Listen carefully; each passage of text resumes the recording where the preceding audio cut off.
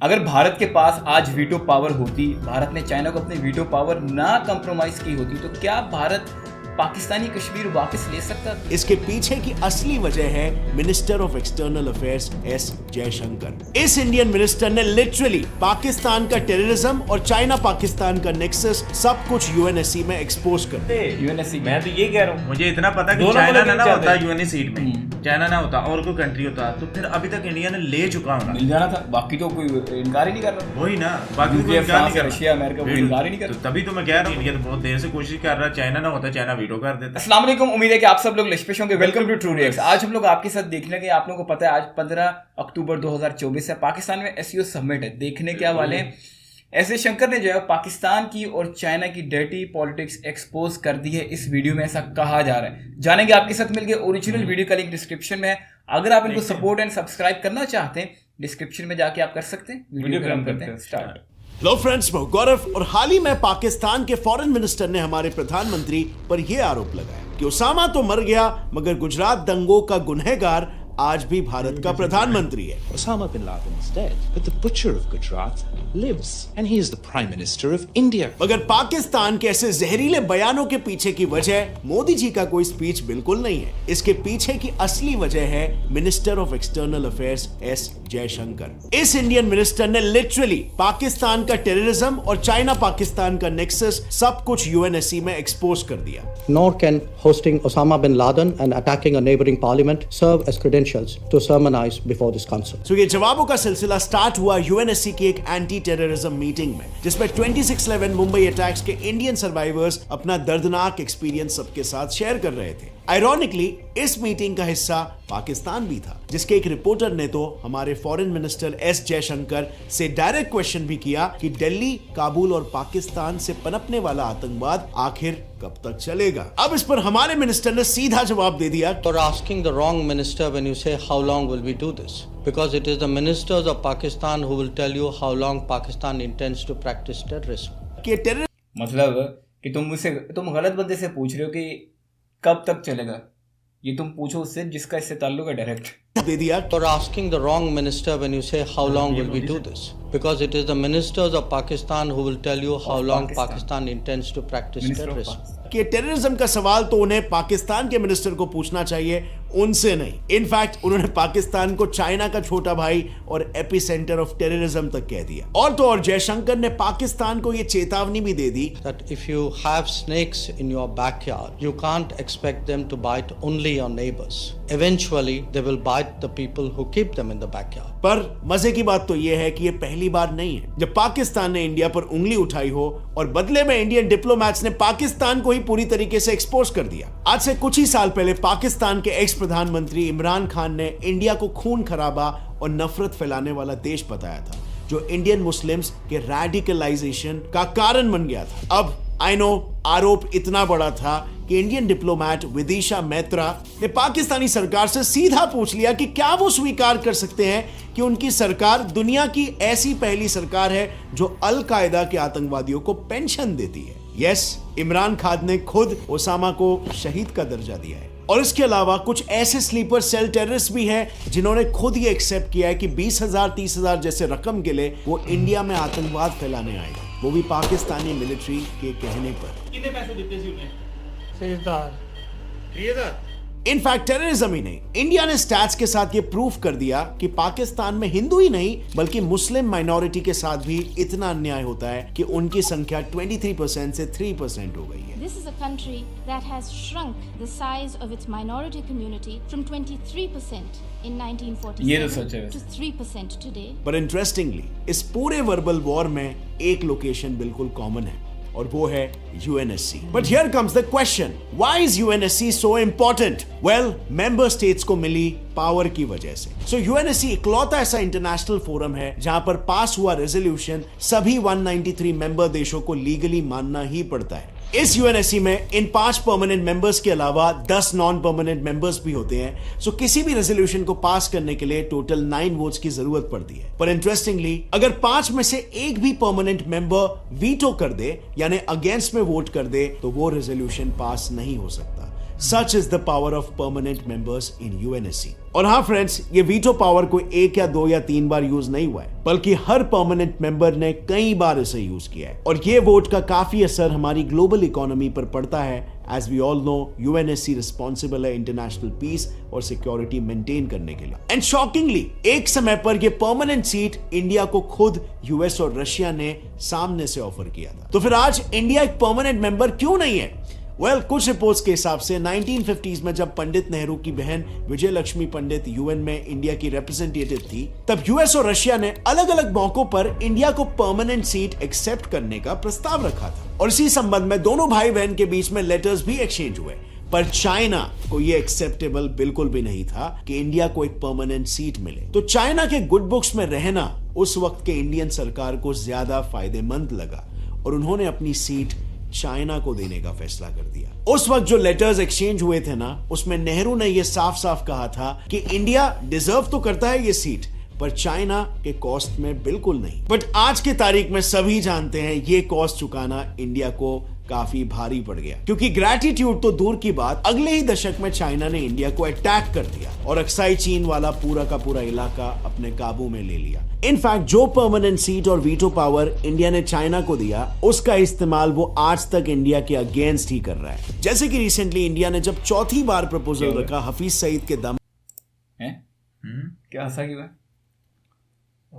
मतलब खुद ही गोली दी है अपने आप को निभाने के लिए। बड़ा गलत काम किया ये। सीट और वीटो पावर इंडिया ने चाइना को दिया, उसका इस्तेमाल वो आज तक इंडिया के अगेंस्ट ही कर रहा है। जैसे कि रिसेंटली इंडिया ने जब चौथी बार प्रपोजल रखा हफीज सईद के दामाद अब्दुल रहमान मक्की को यूएनएससी की ऑफिशियल टेररिस्ट लिस्ट में शामिल करने के लिए, तो चाइना ने अपना वीटो यूज करके इस पर रोक लगा दिया। पर इंडियन डिप्लोमैट्स ने यहाँ पर भी तुरंत रिटेलिएट किया और चाइना को हिपोक्रेट तो कहा ही, पर साथ ही अपनी इस आदत को सुधारने के लिए भी बोल दिया। इनफैक्ट जब कभी भी इंडिया को परमानेंट सीट देने पर रेजोल्यूशन उठता है, तो 5 में से 4 परमानेंट मेंबर्स तो अपना सपोर्ट दिखा देते हैं, पर चाइना के वीटो की वजह से रेजोल्यूशन हर बार फेल हो जाता है। पर सिर्फ चाइना ही नहीं, बल्कि सभी परमानेंट मेंबर्स अपने फायदे के हिसाब से वर्ल्ड पॉलिटिक्स की रूख बदल देते हैं, सिर्फ और सिर्फ एक वीटो के दम पर। सो 1994 में रुवांडा की गवर्नमेंट अपने माइनॉरिटीज को खत्म करने के लिए जेनोसाइड कर रही थी, जिसमें 8 लाख लोग ऑलरेडी मारे जा चुके थे। पर जितनी भी बार यूएन मेंबर्स इसके अगेंस्ट एक्शन लेने के लिए रेजोल्यूशन पास करने की कोशिश करते,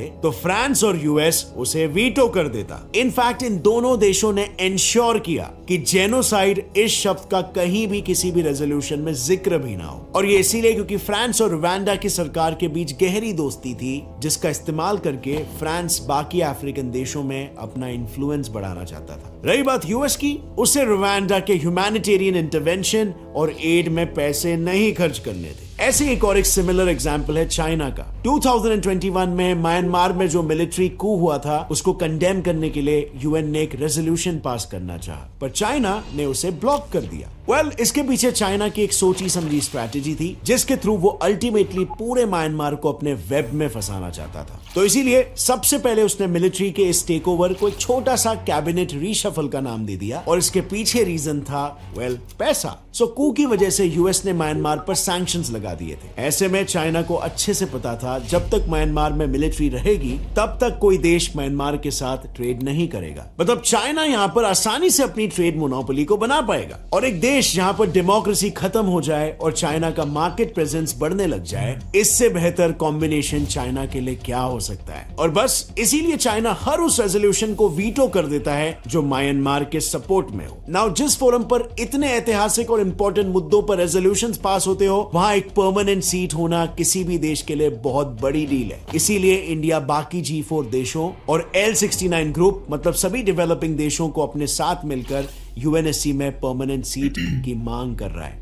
Member states from Latin America, Africa, Asia, and small island developing states should have credible and continuing representation in the Security Council. Obviously, दुनिया सिर्फ इन 5 देशों की मर्जी के हिसाब से नहीं चल सकती। In fact you'll be shocked to know कि टोटल 193 मेंबर स्टेट्स में से 50 ऐसे देश हैं जिन्हें आज तक नॉन परमानेंट मेंबरशिप का मौका तक नहीं मिला है। सो क्लियरली यूएनएससी में रिफॉर्म्स होना एक अर्जेंट और इंपॉर्टेंट जियोपॉलिटिकल मुद्दा है। इनफैक्ट यूएन में भी अगर कोई मुद्दा उठता है, तो ऑटोमेटिकली दुनिया भर की नजर में आ जाता है। और यही रीजन है कि हमारे डिप्लोमैट्स भी हर इंटरनेशनल फोरम पर अपना बेस्ट फुट फॉरवर्ड रिकॉर्ड रखते हैं और कुछ ना कुछ हिस्टोरिक जरूर कह जाते हैं, जैसे कि ये Entire union territories of Jammu and Kashmir and Ladakh were, are and will always be an integral and inalienable part of India. IFS Neha Dubey, जिन्होंने साफ साफ शब्दों में पाकिस्तान को जल्द से जल्द पीओके को खाली करने के लिए कह दिया है, जो उसने इलीगली हड़प रखा है। नेक्स्ट है डिप्लोमैट सईद अकबरुद्दीन, जिन्होंने एक ही लाइन में पाकिस्तानी जर्नलिस्ट के साथ पाकिस्तानी सरकार को भी मैसेज दे दिया कि बात करनी है तो पहले आतंकवाद को बंद करो। पर सबसे मजेदार है वो जवाब जो हमारे डिप्लोमैट्स बिना दिए दे देते हैं। कैसे? वेल, ऐसे पाकिस्तान की स्पीच शुरू होते ही चुपचाप वॉक ऑफ करके, like they are least interested in it. And you won't believe, लेकिन इंडिया की ऐसी ही यूनिक डिप्लोमेसी और एक्सीलेंट फॉरेन पॉलिसी की वजह से आज कई ऐसे देश भी है जो सिर्फ इंडिया को इंटरनेशनली सपोर्ट ही नहीं बल्कि पीओके को वापस हासिल करने के लिए भी ओपनली इंडिया की मदद कर रहे हैं। अब ये कौन सा देश है जो इंडिया की मदद कर रहा है और पीओके के लिए इंडिया के साथ मिलकर एक बड़ा गेम खेल कह रहा था कि भाई इतने तेरे अंदर से आया था ना, मैंने कहा जरा सुन लेते। मैंने ये कहा कि इतने कंट्री आपके साथ है, इंडिया खुद भी पावरफुल है, पाकिस्तान से तो कहीं ज्यादा इंडिया पावरफुल है, तो कंट्री भी साथ दे रहे हैं, तो फिर भाई अगर आप मानते हैं हिस्सा है आपका तो फिर खाली करवाएं। मतलब मैं तो ये कहना चाह रहा हूँ, क्यों इतना 70 साल से इंतजार हो रहा है। पर ये खाली ना करवाएंगे, ना ये करवाएंगे, ना वो करवाएंगे, ये इसी तरह ये मतलब चोल में रखेंगे। और ये ऐसी गेम है कि ये अपनी आवाम को पागल बनाया बस। पाकिस्तानी साइड से तो हम ये बात कह सकते हैं, लेकिन इंडिया तो चाहेगा ना कि उसके पास ये आ जाए। इंडिया तो पाकिस्तान तो नहीं चाहता कि वो वाला हिस्सा इधर आ जाए। कौन सा हिस्सा जो उधर पाकिस्तान नहीं चाह रहा ना, लेकिन ये ऐसी पॉलिटिक्स इंडिया की तो नहीं है ना। इंडिया की पॉलिटिक्स में और हमारी पॉलिटिक्स में थोड़ा फर्क है। 70 साल हर रीजन की अपनी 5 पॉलिटिक्स ईयर से होती है। अगर नहीं ना अभी तक किसी साइड में वो किस वजह से नहीं हुआ उसकी एक अलग बात है। चलो वो तो एक वैसे पीओ की बात है, वो तो एक अलग बात है। लेकिन चलो वैसे जिस हवाले से वीडियो था, मेन वो बात यही है कि जो इंडिया ने सीट दी चाइना को जवाहरलाल नेहरू के टाइम पे रहते हुए, आज वही रीजन बना हुआ कंट्री जो इंडिया को उस सीढ़ी पे चढ़ने से रोका है। मतलब लेकिन ये फायदा तो पाकिस्तान का भी होगा ना, इसमें चाइना के पास सीट आ गई, नहीं तो इंडिया ने हमारे नाक में दम कर देना। इसलिए कि वो जो मक्की साहब है और बाकी जो उनको वीटो कर, जिस तरह अभी तक वो अपनी कार निकालते हैं, इंडिया के पास होती ना तो उन्होंने पाकिस्तान पूरे को वीटो कर देना। अरे अभी तक देख कि जितनी उनके पास पावर है ना, जितने उनके पास सोर्सेज है, उस हिसाब से वो अपना पूरा बदलाव निकालते हैं। हाँ, वो कहते हैं कि हम करते हैं, तो जब उनके पास वीटो पावर आई उन्होंने तो फुल तुम देना लो फिर। अच्छा चलो ये मान लेते हैं अनबाइस्ड होकर जरा किसी की साइड लिए बगैर कर लेते हैं। वैसे पाकिस्तान के बारे में क्या ख्याल है? वैसे मैं ये कह रहा हूँ कि पूछने लगा तुम उस टाइम पे क्या वाकई चाइना डिजर्व करता था या इंडिया, मतलब मुझे इंडिया अफोर्ड, नेहरू साहब का ये कहना था कि इंडिया डिजर्व करता है, लेकिन इंडिया इस कॉस्ट पे डिजर्व नहीं कर सकता। उस टाइम पे क्या जो हमारी रिलेशनशिप चाइना के साथ है। मैं जो तूने भी बात बोली है मैं उसको रिवर्स करके बोल रहा हूँ कि पाकिस्तान के बारे में क्या ख्याल है? पाकिस्तान भी यही करता, पाकिस्तान वीटो की चाहिए, वीटो अपना वहां से, लेकिन वीटो तो एक अलग है ना, लेकिन जिसने बात की थी उस सवाल से बात कर रहा होता तो दोनों साइड सेम ही है। लेकिन ये है कि अब देखना यहाँ पे सिस्टम ये चला कि मैंने तुझे गाड़ना, तूने मुझे गाड़ना, तो देखते हैं प्ले कौन करता है। बस इतना फर्क है। नहीं, मेरे ख्याल से तो इंडिया अगर करेगा तो उसकी इकोनॉमी यार देख रहा अब वो कश्मीर को लेके ना, पाकिस्तान है करो क्या ले लो पीओके को, ले लो, कोई मसला नहीं, इंटरी कंट्री है और नहीं ले सकते। मेरी बात सुनो, अभी तक ले नहीं ना सकते। ना लेने की वजह सबसे बड़ी है कि अगर लेना चाहते होते ना, अगर वो लेना चाहते होते तो अभी तक ले चुके होते। बात अगर ये लेना चाहते होते तो ये भी ले चुके होते। क्यों नहीं ले पाए? उसकी वजह क्या है कि कोई होता है ना कि अपनी आवाम को खुद बेवकूफ बनाना कि ये चीज है और इस तरह हम करेंगे। अच्छा यहाँ मैं एक छोटी सी बात करता हूँ, तूने कहा ले नहीं सकते क्योंकि वो लेना नहीं चाहते। अच्छा इसको जरा आप यूएन की सीट पे लगाते, 2 मिनट के लिए मेरी बात सुनना फिर जवाब देना। ले नहीं सकते क्योंकि लेना नहीं चाहते। जो इंडिया है वो यूएनएससी की सीट जो है, मतलब यूएन की जो परमानेंट सीट है वो ले नहीं सकता, लेकिन लेना नहीं चाहता। मतलब इसको उधर लगा पा रहा है, लेना तो चाहता है इंडिया सीट, लेकिन ले नहीं पा रहा।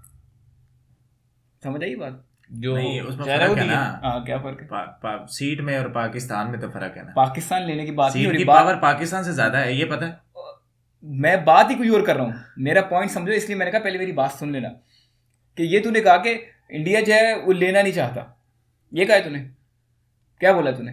बहुत ही भूल गया अपनी बात। मैं मुझे देख ही रहा इंडिया मैं देख रहा हूँ सीट लेना चाहता है। उधर कैसे मैच कर? उधर मैं इस तरह मैच कर रहा हूँ कि तू कह रहा है ना कि इंडिया चाहता नहीं है, चाहता है नहीं चाहता। इस गेम में तूने फंसा है। मुझे इतना मैंने कहा इंडिया तो यूएन की भी मैं ये कह रहा हूँ कि दोनों ही नहीं चाहते। यूएनएससी मैं तो ये कह रहा हूँ, मुझे इतना पता कि चाइना ना होता यूएन सीट में, चाइना ना होता और कोई कंट्री होता तो फिर अभी तक इंडिया ने ले चुका होना, मिल जाना था। बाकी तो कोई इनकार ही नहीं कर रहा। वही ना, बाकी यूके, कोई इनकार फ्रांस, नहीं कर रहा। रशिया, अमेरिका कोई इनकार ही नहीं कर तो रहा। तभी तो मैं कह रहा हूँ कि चाइना इंडिया को सीट मिल सकती है। इंडिया तो बहुत देर से कोशिश कर रहा है, चाइना ना होता चाइना वीटो कर देता। अब पाकिस्तान में इस तरह का तो नहीं ना सीन कि कश्मीर लेना चाहता है कि नहीं लेना इंडिया कंट्री का। मैं ये कह रहा हूँ कि पाकिस्तान अगर इंडिया के साथ कंट्री है ना, तो जब ये कश्मीर की जंग छिड़ेगी तो पाकिस्तान के साथ भी कंट्री आएंगे, ये नहीं कि सिर्फ इंडिया के साथ आएंगे। मतलब होगा कुछ, पता नहीं क्या होगा। पाकिस्तान के साथ आएंगे सिर्फ इसलिए कि इंडिया को काबू करने का तरीका मिल गया हमें, हाँ। क्योंकि अभी तक उनको मिल नहीं रहा। वही सिर्फ बात ये होती रीजन है। है ना। इसके अलावा अगर हम ये समझ रहे हैं ना कि पाकिस्तान के इसमें अपने आप में कोई कमाल है, बस इतना सा कमाल है कि चलो हम उनसे अलग यार उनके ऐसे साथ ही हमारा होता है बॉर्डर ना। लगा हुआ है। इंडिया के सारे कम से कम कंट्री मामला, ऐसे, अच्छा सारे कंट्री अच्छा, ऐसे एक करते मिनट, हैं। सारे कंट्री अब ऐसे करते यूक्रेन हैं, में वार एक हो रही है, जो रशिया में वार हो रही है, जो अभी इसराइल में हो रही है, क्यों कंट्री आपस में सारे जुड़ते हैं? कंट्री ऐसे करते क्या हैं। किसको उनके मसला है? पास नेचुरल गैस है, वो उसमें से निकाल सकते हैं। चलो हमारे पास भी काफी सारे बलूचिस्तान में जखायर है, हम उतनी निकाल के बाहर दे रहे।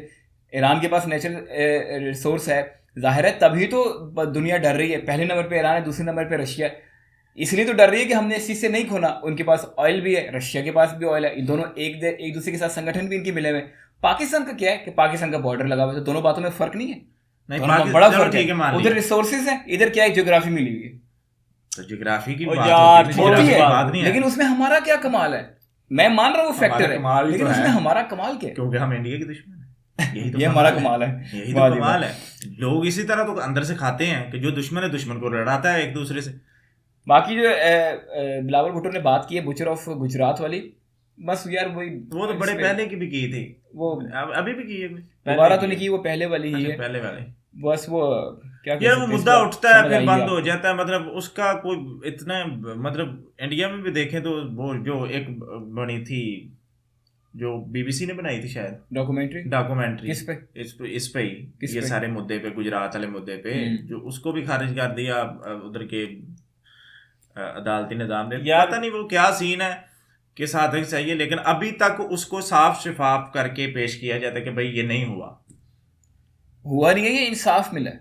मतलब इंसाफ मिला। ये इसमें पीएम मोदी का कोई हाथ नहीं। ये जो तू कह रहा है कि पीएम मोदी का हाथ नहीं है, ये तू ये कह रहा है, या तू ये कह रहा है कि पीएम मोदी जो है वो उनको उसके बिलावल बदले में जो भी कोर्ट ने कहा वो उन्होंने भुगता। मतलब क्या कहना चाह रहा है? जनाब खुद ही घूम गए। चौधरी साहब, मैं ये कह रहा तानू पंजाबी से शायद समझ आ जाए कि कम लोगों को पीएम आएगी। मोदी साहब को बीच में रखा जाता है ना कि मेन पॉइंट इसने करवाया था, तो उसमें पीएम मोदी साफ शफाफ आता है इंडिया में, तो हमारे पाकिस्तानी कहते हैं कि नहीं पीएम मोदी का सारा कसूर है। ये कहना चाहता हूँ, आपको अगर समझ आ जाए तो। बिल्कुल, ये हम लोग का ओपिनियन था। आप लोगों ने अपना ओपिनियन कमेंट्स में लाजमी बताना है। नहीं करता कि ओरिजिनल वीडियो का लिंक डिस्क्रिप्शन में है। हम मिलेंगे पे आपको अगले वीडियो में, तब तक के लिए अल्लाह हाफिज। खुदा हाफिज।